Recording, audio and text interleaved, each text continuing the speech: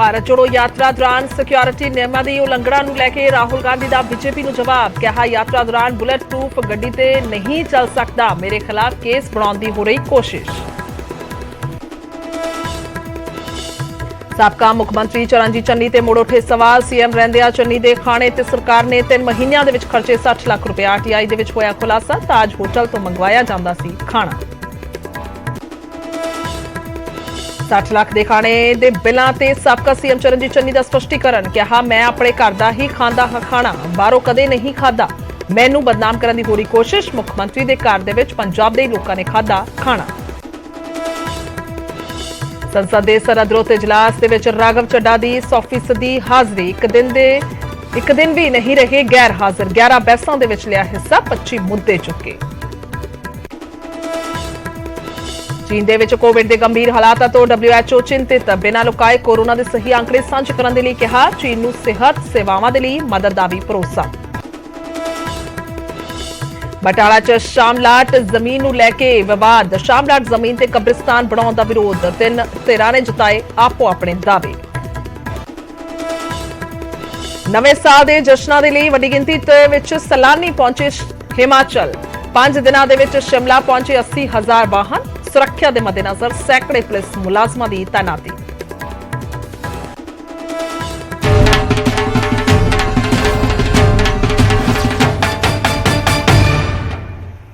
ਸਤਿ ਸ਼੍ਰੀ ਅਕਾਲ। ਸਮੇਂ ਦੇ ਬੁਲੇਟਿਨ 'ਚ ਸਵਾਗਤ ਹੈ। ਮੈਂ ਤੁਹਾਡੇ ਨਾਲ ਖੁਸ਼ਬੂ ਸੰਧੂ। ਤਾਂ ਸ਼ੁਰੂਆਤ ਕਰਾਂਗੇ ਖਬਰਾਂ ਦੀ। ਸਭ ਤੋਂ ਪਹਿਲਾਂ ਰਾਹੁਲ ਗਾਂਧੀ ਤੋਂ।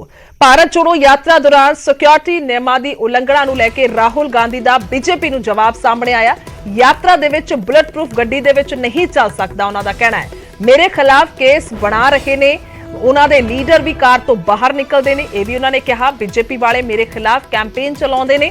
ਭਾਜਪਾ ਦੇ ਕੋਲ ਪੈਸਿਆਂ ਦੀ ਘਾਟ ਨਹੀਂ ਹੈ। ਔਰ ਉਹਨਾਂ ਨੇ ਇਹ ਵੀ ਕਿਹਾ ਕਿ ਭਾਰਤ ਜੋੜੋ ਯਾਤਰਾ ਤੋਂ ਬਹੁਤ ਕੁਝ ਸਿੱਖਿਆ ਹੈ। ਔਰ ਟੀ-ਸ਼ਰਟ ਨੂੰ ਲੈ ਕੇ ਵੀ ਉਹਨਾਂ ਨੇ ਬੋਲਿਆ, ਟੀ-ਸ਼ਰਟ ਨੂੰ ਲੈ ਕੇ ਵੀ ਬੋਲ ਰਹੇ ਨੇ। ਔਰ ਇਸੇ ਵਿਚਕਾਰ ਸਿੱਧਾ ਚੱਲਦੇ ਹਾਂ, live press conference Rahul Gandhi कर रहे हैं। शर्त लगा लीजिए, बड़ी शर्त लगाइए, फायदा हो जाएगा आपका।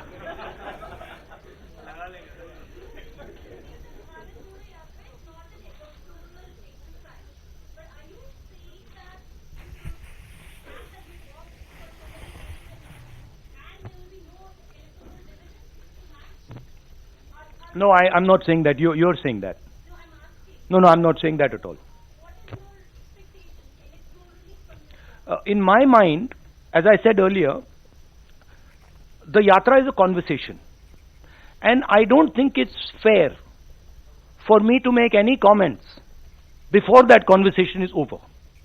I can answer such questions the day the flag is hoisted in Srinagar, and the conversation, at least this phase of the conversation, is over. I can then probably answer your questions. This type of a question. I don't want to take the yatra, and demean it by making it about something that it's not. Manoj from Indian Express. Just now, you said you really going to thinking some kind of credible alternative vision, not help the opposition. So what is the big idea or a series of ideas that you are putting forward? Because there seems to be a realization that merely criticizing, even if Robert, merely criticizing the government is not enough. So what is the... No, I outlined it right now, right? Number one, making India a production nation, which means that respecting skills and moving the mindset from one of GDP growth to GDP growth plus employment plus production plus exports, etc., etc., etc. That's the first thing.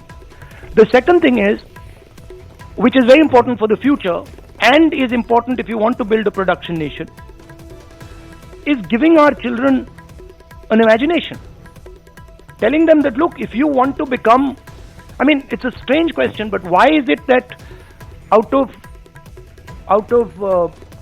lakhs and lakhs of people I've met, thousands and thousands of children I have met, nobody said, I want to be a pilot. Nobody said, I want to be an astronaut. Nobody said, I want to be India's best singer. Why? Because our system is saying to them that these are all dead ends. Right?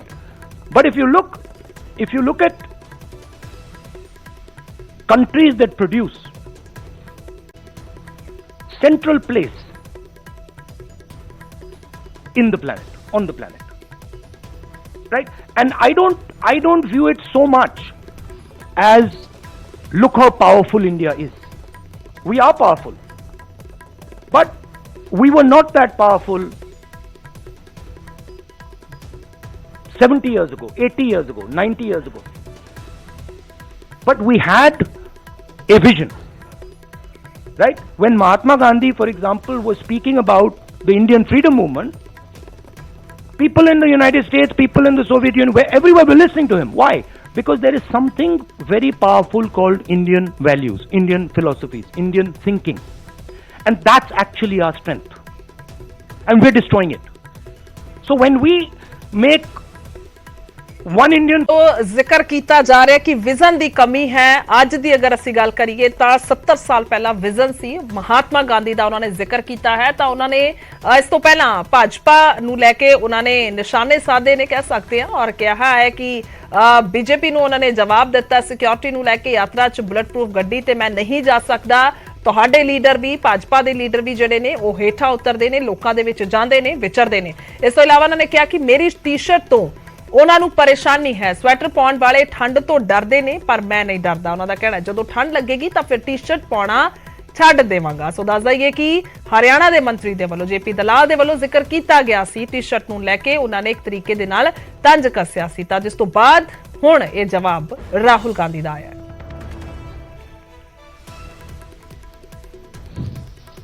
Delhi तक पहुंची है और हम सबको बहुत कुछ सीखने को मिला, समझने को मिला। बहुत अच्छा एक्सपीरियंस रहा है। लक्ष्य आप जानते हैं, हिंदुस्तान में जो डर, नफरत, हिंसा फैलाई जा रही है, उसके खिलाफ ये यात्रा है। और मुझे लगता है कि काफी सक्सेसफुल यात्रा रही है अभी तक, जो शायद हमने सोचा भी नहीं था, उससे भी ज्यादा इस यात्रा ने अचीव कर दिया है। बेरोजगारी का मुद्दा भी है, महंगाई का मुद्दा भी है, और जो हिंदुस्तान में इनकम इनइक्वालिटी आ रही है, चुने हुए लोगों के पास अरबों रुपए और बाकी हिंदुस्तान के पास कुछ नहीं, ये भी हमारा एक मुद्दा है। पर्सनली जब मैंने यात्रा शुरू की, मेरी सोच थी कि ये कन्याकुमारी से कश्मीर तक एक यात्रा है, और मैंने अपने साथ में कुछ ले नहीं गया। मैंने कहा देखो मैं जाऊंगा और मैं एक्सपीरियंस करूंगा, मैं कोई मतलब प्री कंसीव नोशन नहीं ले जाऊंगा। तो शुरुआत ये थी कि शुरुआत में लगा कि भाई देखो हम पैदल चल रहे हैं, मगर फिर आस्ते आस्ते पता लगने लगा कि एक्चुअली ये जो यात्रा है, जिसको मैंने नदी भी कहा है, ये एक जीवित चीज है, इसकी एक आवाज है, इसकी भावनाएं हैं, फीलिंग्स हैं, और ये एक प्रकार से हिंदुस्तान की भावनाएं हैं, फीलिंग्स हैं। तो ये यात्रा हमें ये चीजें बता रही है। मैं भारत जोड़ो यात्रा कर रहा हूं, ठीक है। अब सरकार चाहती है कि मैं बीपी गाड़ी में भारत जोड़ो यात्रा करूं। कहते हैं आपका प्रोटोकॉल है कि आप हमें तंग मत करो, आप बुलेट प्रूफ गाड़ी में बैठ के कन्याकुमारी से कश्मीर तक चलो। अब यह मेरे लिए तो एक्सेप्टेबल नहीं है। अब यात्रा में आप मुझे समझाइए, भारत जोड़ो यात्रा में मैं बीपी गाड़ी में कैसे बैठूं? अच्छा, जब उनके नेता, उनके सीनियर नेता बीपी गाड़ी से बाहर आ जाते हैं, तो फिर कोई चिट्ठी नहीं जाती। उनके नेताओं ने रोड शो किए हैं, खुली जीप में गए हैं, उनके ही प्रोटोकॉल के खिलाफ है, इसलिए वो मुझे लिख रहे हैं कि भैया आप बीपी गाड़ी से निकल गए। तो उनके लिए प्रोटोकॉल अलग, मेरे लिए प्रोटोकॉल अलग। और सारे सीआरपीएफ के लोग जानते हैं, सीनियर जानते हैं कि मेरी सिक्योरिटी के लिए क्या करना है। और हमारी सिक्योरिटी बीपी गाड़ी में, मतलब मैं कैसे चलूं आप बता दो मुझे, चला ही नहीं जा सकता है। भारत जोड़ो यात्रा में पैदल जाना है, तो ये तो मतलब पता नहीं है, शायद केस बना रहे हैं कि राहुल गांधी मतलब अपनी सिक्योरिटी तोड़ता रहता है, केस बना रहे हैं। ठीक है, बनाइए। दैनिक भास्कर से भाई मुझे बताओ एक बात, मुझे समझा, मुझे समझ नहीं आ रही बात, ये टी शर्ट से आपको इतनी डिस्टर्बेंस क्यों हो रही है? अब तो ये जानना है कि वो कौन सी घुट्टी है कि और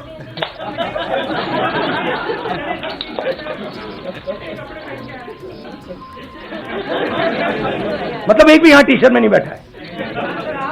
पूरी हजारों की भीड़ में अकेले लिखते हैं सर। तो क्या आप चाहते हो मैं स्वेटर पहन लूं? मतलब इससे इतनी डिस्टर्बेंस क्यों नहीं है लोगों को? अच्छा, तो मैं ऐसे करूंगा, यात्रा के बाद मैं वीडियो बनाऊंगा कि टी शर्ट में कैसे चला जाता है और ठंड को कैसे कन्फ्रंट किया जाता है, बना दूंगा आपके लिए। शुक्रिया राहुल जी। ਤਾਂ ਇਹ ਸਾਰੀ ਗੱਲਬਾਤ ਰੱਖੀ ਹੈ ਮੀਡੀਆ ਦੇ ਨਾਲ ਗੱਲਬਾਤ ਕਰਦੇ ਹੋਏ ਰਾਹੁਲ ਗਾਂਧੀ ਨੇ। ਅੱਗੇ ਵਧਾਂਗੇ ਔਰ ਪੰਜਾਬ ਦਾ ਜ਼ਿਕਰ ਕਰਾਂਗੇ। ਸਾਬਕਾ ਸੀਐਮ ਚਰਨਜੀਤ ਚੰਨੀ ਤੇ ਮੁੜ ਤੋਂ ਸਵਾਲ ਉੱਠ ਰਹੇ ਨੇ। ਚੰਨੀ ਦੇ ਲਜ਼ੀਜ਼ ਖਾਣੇ ਤੇ ਸਰਕਾਰ ਨੇ ਲੱਖਾਂ ਰੁਪਏ ਖਰਚੇ ਨੇ। ਸੀਐਮ ਰਹਿੰਦੇ ਖਾਣੇ ਤੇ 3 ਮਹੀਨਿਆਂ ਦੇ ਵਿੱਚ 60 ਲੱਖ ਰੁਪਏ ਖਰਚੇ ਗਏ। 3 ਮਹੀਨੇ ਹੀ ਮੁੱਖ ਮੰਤਰੀ ਰਹੇ ਸਨ ਚਰਨਜੀਤ ਚੰਨੀ। ਨਿਊਜ਼ 18 ਦੇ ਕੋਲ ਦੱਸਦੀ ਹੈ ਕਿ ਸਰਕਾਰੀ ਬਿੱਲਾਂ ਦੀ ਐਕਸਕਲੂਸਿਵ ਕਾਪੀ ਹੈ ਜਿਸ ਦੇ ਵਿੱਚ ਇੱਕ ਮੈਂਸ਼ਨ ਹੈ, ਦਰਜ ਹੈ ਕਿ ਕਿਸ ਤਰੀਕੇ ਦੇ ਨਾਲ ਕਿਹੜੀ ਚੀਜ਼ ਦਾ ਕਿੰਨਾ ਰੇਟ ਹੈ ਔਰ ਕੀ ਚੀਜ਼ ਮੰਗਵਾਈ ਗਈ, ਕੀ ਚੀਜ਼ ਖਾਧੀ ਗਈ। ਆਰਟੀਆਈ ਤੋਂ ਦੱਸਦੀ ਹੈ ਕਿ ਸਾਰੀ ਜਾਣਕਾਰੀ ਦਾ ਖੁਲਾਸਾ ਹੋਇਆ। ਚੰਨੀ ਦੇ ਲਈ 3900 ਰੁਪਏ ਦੀ ਥਾਲੀ ਦਾ ਆਰਡਰ ਹੁੰਦਾ ਸੀ। ਤਾਜ ਹੋਟਲ ਤੋਂ ਇਹ ਆਰਡਰ ਮੰਗਾਇਆ ਜਾਂਦਾ ਸੀ, ਖਾਣਾ ਮੰਗਾਇਆ ਜਾਂਦਾ ਸੀ। 70 ਲੋਕਾਂ ਦੇ ਲਈ 3 ਮਹੀਨਿਆਂ ਤੱਕ ਤਾਜ ਹੋਟਲ ਤੋਂ ਖਾਣਾ ਆਉਂਦਾ ਰਿਹਾ। 2500 ਰੁਪਏ ਦਾ ਜੂਸ ਪੀਂਦੇ ਰਹੇ ਨੇ ਚਰਨਜੀਤ ਚੰਨੀ। ਆਮ ਲੋਕਾਂ ਨੂੰ 70 ਰੁਪਏ ਦੀ ਥਾਲੀ ਪਰੋਸੀ ਜਾਂਦੀ ਸੀ। ग्राफिक के जरिए भी दिखा रहे हैं कि आखिरकार 3 महीने से 60 लाख रुपए किस चीज से खर्च हुए, किहड़े खाने ते खर्च हुए। 3900 रुपए की थाली ताज होटल तो स्पैशल थाली आउंदी रही है। इस तो इलावा जेकर असी जूस का जिक्र करते हैं तो प्रति लीटर के हिसाब के 2500 रुपए का जूस 70 लोगों के लिए 3 महीनों तक ये ऑर्डर हुंदे रहे ने। जेकर असी गल करिए तो 70 लोगों के लिए खाने का ऑर्डर हुंदा रहा 3 महीनों तक। 2500 रुपए प्रति लीटर के हिसाब के जूस आंदा रहा है। अंदाजा लग सकता है कि किन्ने रुपए टोटल के हिसाब के बिल बनया होगा। आम लोगों के लिए 60 तो 70 रुपए वाली थाली जी है वो आंदी रही है। तो यह सारा खर्चा जोड़ा है वो उस वेले का है जो 3 महीने सीएम चन्नी सन। तो इस तो इलावा ग्राफिक के जरिए पूरी डिटेल्स ने कि आखिरकार की कुछ उसदे विच मेंशन है, दर्ज है। आरटीआई के जरिए इस सारा खुलासा होया, यानी कि उसदे विच सारियां डिटेल्स दित्तियां गईयां ने। वो बिल सामने आ चुके हैं। एक्सक्लूसिव कॉपी है न्यूज़ 18 पंजाब दे कोल जो लगातार असीं तुहानूं दिखा भी रहे हैं। उसदे विच साफ तौर पे सारा कुछ दर्ज है जो एक वक्रे तौर पे ये तुहानूं दस रहे हैं ग्राफिक के जरिए। आम लोगों के लिए 60 तो 70 रुपए वाली थाली आई है। चोण जाब्ते तो बाद 8 लाख की पार्टी हुई है, यह भी सामने आया, इसका भी खुलासा होया। तो फिर कई सवाल उठ रहे हैं कि आखिरकार अपने आप नूं एक सादा इंसान धरती नाल जुड़िया होया दस्सण दे बावजूद ये खर्चा किवें होया।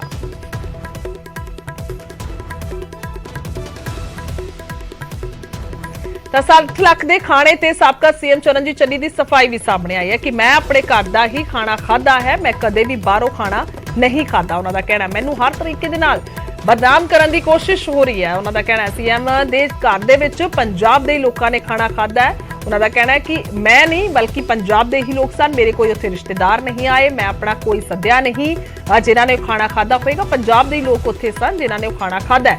इस तो इलावा ये भी जिक्र कर रहे हैं कि मैं शराब दा आदी नहीं, मैं नॉन वैज नहीं खाता, तो मांस मच्छी नहीं खाता, तो फिर सीधे तौर पर मैं एक मूंगी मसरी की दाल ना रोटी खाने वाला हाँ। तो ये बार बार जिक्र कर रहे हैं कि मेरे अजिहे शौक नहीं हैं, ना ही मैं किसी को कोई पार्टी दी है, डिनर पार्टी दी है। तो यह भी उन्होंने जिक्र किया, दावा किया।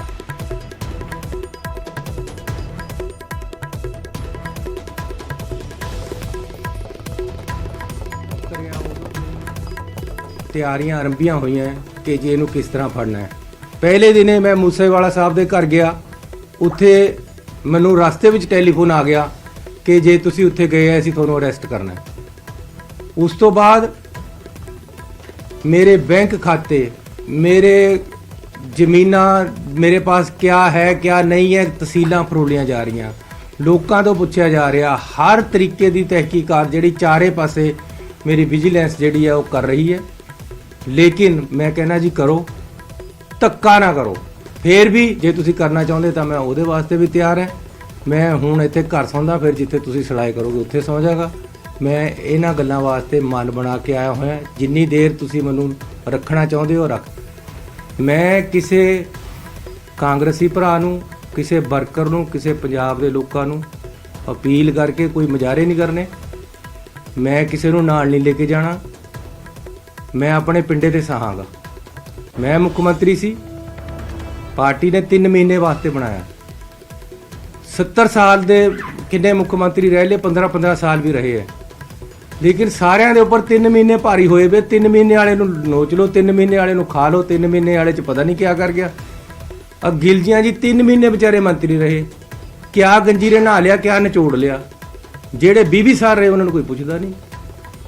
3 महीने सारे पर भारी हो गए। 3 महीने से सारा कुछ लुप्त हो गया पंजाब। ये सारी एक बड़ी भारी साजिश है। मैं ना कदे जिंदगी शराब पीती है, आंडा मीट मैं नहीं खाता, मैं कोई नॉन वेज किसी तरह का नहीं खाता। ਸਿੰਪਲ ਸਾਦੀ ਰੋਟੀ ਮੂੰਗੀ ਮਸਰੀ ਦੀ ਦਾਲ ਨਾਲ ਖਾਂਦਾ ਹੈ।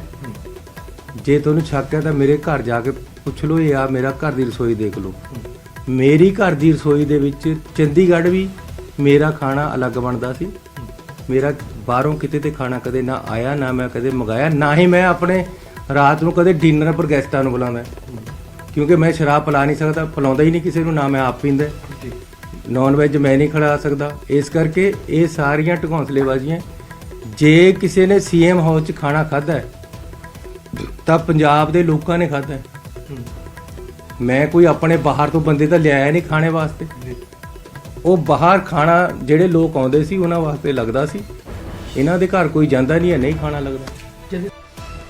ਤਾਂ ਉਧਰ ਖਾਣੇ ਦੇ ਲੱਖਾਂ ਦੇ ਬਿੱਲ ਨੂੰ ਲੈ ਕੇ ਵਿਰੋਧੀਆਂ ਨੇ ਚਰਨਜੀਤ ਚੰਨੀ ਨੂੰ ਘੇਰਨਾ ਸ਼ੁਰੂ ਕਰ ਦਿੱਤਾ ਹੈ। ਪਾਰਟੀ ਨੇ ਹਮੇਸ਼ਾ ਹੀ ਦੇਸ਼ ਦੇ ਖਜ਼ਾਨੇ ਨਾਲ ਧੋਖਾ ਕੀਤਾ। ਭ੍ਰਿਸ਼ਟਾਚਾਰ ਚਾਹੇ ਗਾਂਧੀ ਪਰਿਵਾਰ, ਰਾਹੁਲ ਗਾਂਧੀ ਦੇ ਨੇਤਰਤਵ ਦੇ ਅੰਦਰ ਜਾਂ ਸ਼੍ਰੀਮਤੀ ਸੋਨੀਆ ਗਾਂਧੀ ਅੰਦਰ 2004 ਤੋਂ 2014 ਦੇਸ਼ ਦੇ ਖਜ਼ਾਨੇ ਚੋਂ 12 ਲੱਖ ਕਰੋੜ ਰੁਪਏ ਲੁੱਟੇ ਗਏ। ਕੋਇਲਾ ਘੁਟਾਲਾ, ਕਾਮਨਵੈਲਥ ਘੁਟਾਲਾ, 2G ਸਕੈਮ। ਔਰ ਇਹ ਅੱਜ ਰਾਹੁਲ ਗਾਂਧੀ ਵੀ, ਸੋਨੀਆ ਗਾਂਧੀ ਜੀ ਖੁਦ ਨੈਸ਼ਨਲ ਹੈਰਡ ਕੇਸ 'ਚ ਜ਼ਮਾਨਤ ਤੇ ਨੇ। ਉਹੀ ਆਦਤ ਪੂਰੇ ਦੇਸ਼ ਦੇ ਅੰਦਰ ਕਾਂਗਰਸ ਦੀ ਲੀਡਰਸ਼ਿਪ ਨੂੰ ਪਈ ਹੈ। ਚਰਨਜੀਤ ਸਿੰਘ ਚੰਨੀ ਤੇ ਜਿਹੜੇ ਆਰੋਪ ਲੱਗੇ ਨੇ, ਉਹ ਸਾਰੇ ਆਰੋਪਾਂ ਦੀ ਜਾਂਚ ਹੋਣੀ ਚਾਹੀਦੀ। ਦੁੱਧ ਦਾ ਦੁੱਧ, ਪਾਣੀ ਦਾ ਪਾਣੀ ਹੋਣਾ ਚਾਹੀਦਾ ਹੈ। ਔਰ ਚੰਨੀ ਸਾਹਿਬ ਦੇ ਭ੍ਰਿਸ਼ਟਾਚਾਰ ਦੀਆਂ ਗਾਥਾਵਾਂ ਪੂਰੇ ਪੰਜਾਬ 'ਚ ਅੱਜ ਮਸ਼ਹੂਰ ਨੇ। ਔਰ ਮਾਮਾ ਬਾਂਝਾ ਚਾਹੇ ਰੇਤ ਖਨਨ ਹੋਏ ਜਾਂ ਹੋਰ ਭ੍ਰਿਸ਼ਟਾਚਾਰ ਦੇ ਕੇਸਿਸ ਹੋਣ, ਦੁੱਧ ਦਾ ਦੁੱਧ ਔਰ ਪਾਣੀ ਦਾ ਪਾਣੀ ਸਾਹਮਣੇ ਆਉਣਾ ਚਾਹੀਦਾ ਹੈ। ਦੋਸ਼ੀਆਂ ਤੇ ਕਠੋਰ ਕਾਰਵਾਈ ਹੋਣੀ ਚਾਹੀਦੀ। ਤਦ ਰਾਘਵ ਚੱਡਾ ਦੀ ਸੰਸਦ ਦੇ ਵਿੱਚ 100% ਹਾਜ਼ਰੀ ਰਹੀ ਹੈ। ਸੰਸਦ ਦੇ ਸਰਦ ਰੁੱਤ ਇਜਲਾਸ ਦੇ ਵਿੱਚ 100% ਹਾਜ਼ਰ ਰਹੇ ਨੇ, ਯਾਨੀ ਕਿ ਇੱਕ ਵੀ ਗੈਰ ਹਾਜ਼ਰੀ ਉਹਨਾਂ ਦੀ ਨਹੀਂ ਰਹੀ।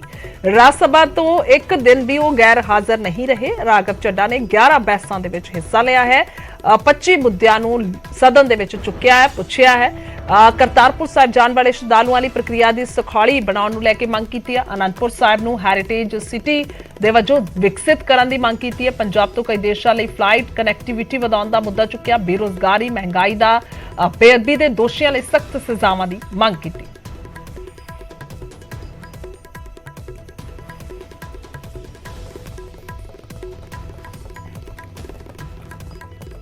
ਵਿੰਟਰ ਸੈਸ਼ਨ ਹਜੇ ਹੀ ਖਤਮ ਹੋਇਆ ਤੇ ਸੈਸ਼ਨ ਪੰਜਾਬ ਅਤੇ ਪੰਜਾਬੀਆਂ ਲਈ ਬੇहद ਕਾਮਯਾਬ ਰਿਹਾ। ਤੁਹਾਡੇ ਵੱਲੋਂ ਲਗਾਈ ਗਈ ਡਿਊਟੀ ਨੂੰ ਮੈਂ ਚੰਗੀ ਤਰ੍ਹਾਂ ਨਿਭਾਉਣ ਦੀ ਕੋਸ਼ਿਸ਼ ਕੀਤੀ ਤੇ ਪਾਰਲੀਮੈਂਟ ਦੇ ਵਿੱਚ ਪੰਜਾਬ ਦੇ ਹੱਕਾਂ ਦੀ ਆਵਾਜ਼ ਨੂੰ ਮਜ਼ਬੂਤੀ ਨਾਲ ਚੁੱਕਿਆ। ਅੱਜ ਮੈਂ ਤੁਹਾਡੇ ਅੱਗੇ ਆਪਣਾ ਵਿੰਟਰ ਸੈਸ਼ਨ ਦਾ ਰਿਪੋਰਟ ਕਾਰਡ ਰੱਖਣ ਜਾ ਰਿਹਾ। ਵਿੰਟਰ ਸੈਸ਼ਨ ਦਾ ਰਿਪੋਰਟ ਕਾਰਡ ਜਾਰੀ ਕਰ ਰਹੇ ਹਾਂ। ਇਸ ਸੈਸ਼ਨ ਦੇ ਵਿੱਚ ਤੁਹਾਡੇ ਪੁੱਤ ਨੇ, ਤੁਹਾਡੇ ਛੋਟੇ ਵੀਰ ਨੇ ਪੰਜਾਬ ਦੀ ਕਾਫੀ ਮੁੱਦੇ ਮਜ਼ਬੂਤੀ ਨਾਲ ਚੁੱਕੇ, ਭਾਵੇਂ ਉਹ ਵਿਦੇਸ਼ਾਂ 'ਚ ਬੈਠੇ ਗੈਂਗਸਟਰਾਂ ਨੂੰ ਵਾਪਸ ਇੰਡੀਆ ਲਿਆਉਣ ਦਾ ਮੁੱਦਾ ਹੋਵੇ, ਬੇਅਦਬੀ ਦੇ ਗੁਨੇਗਾਰਾਂ ਦੀ ਸਜ਼ਾ ਵਧਾਉਣ ਦਾ ਮੁੱਦਾ ਹੋਵੇ, ਸ਼੍ਰੀ ਅਨੰਦਪੁਰ ਸਾਹਿਬ ਨੂੰ ਹੈਰੀਟੇਜ ਸਿਟੀ ਦਾ ਦਰਜਾ ਦੇਣ ਦਾ ਮੁੱਦਾ ਹੋਵੇ। ਇਹੋ ਜਿਹੇ ਕਈ ਮੁੱਦੇ ਮੈਂ ਕੇਂਦਰ ਸਰਕਾਰ ਅੱਗੇ ਰੱਖੇ ਤੇ ਤੁਹਾਨੂੰ ਜਾਣ ਕੇ ਖੁਸ਼ੀ ਹੋਵੇਗੀ ਕਿ ਸਾਡੀ ਕਈ ਮੰਗਾਂ ਤੇ ਕੇਂਦਰ ਸਰਕਾਰ ਨੇ ਸਾਨੂੰ ਸਹਿਮਤੀ ਵੀ ਦਿੱਤੀ। ਮੇਰੀ ਪੂਰੀ ਕੋਸ਼ਿਸ਼ ਰਹੇਗੀ ਕਿ ਪੰਜਾਬ ਦੇ ਹੱਕ ਪੰਜਾਬ ਨੂੰ ਮਿਲਣ। ਪੰਜਾਬ ਦੇ ਇਤਿਹਾਸ ਦੇ ਵਿੱਚ ਅੱਜ ਤੱਕ ਕਿਸੇ ਵੀ ਐਮਪੀ ਨੇ ਆਪਣੇ ਕੰਮ ਦਾ ਰਿਪੋਰਟ ਕਾਰਡ ਲੋਕਾਂ ਅੱਗੇ ਨਹੀਂ ਰੱਖਿਆ। ਮੈਂ ਤੁਹਾਡੇ ਆਸ਼ੀਰਵਾਦ ਨਾਲ ਐਮਪੀ ਬਣਿਆ ਹਾਂ ਤੇ ਮੇਰਾ ਇੱਕ ਦਿਨ ਪੰਜਾਬ ਦੀ ਸੇਵਾ ਨੂੰ ਸਮਰਪਿਤ ਹੈ, ਪੰਜਾਬ ਦੀ ਆਵਾਮ ਨੂੰ ਸਮਰਪਿਤ ਹੈ। ਮੇਰਾ ਰਿਪੋਰਟ ਕਾਰਡ ਤੁਸੀਂ ਜ਼ਰੂਰ ਪੜ੍ਹਿਓ ਅਤੇ ਵੱਧ ਤੋਂ ਵੱਧ ਸਾਰਿਆਂ ਨਾਲ ਸ਼ੇਅਰ ਕਰਿਓ। ਆਪਣਾ ਸਾਥ, ਆਪਣਾ ਆਸ਼ੀਰਵਾਦ ਤੇ ਆਪਣਾ ਭਰੋਸਾ ਆਪਣੇ ਇਸ ਪੁੱਤ ਤੇ ਬਣਾਏ ਰੱਖਿਓ।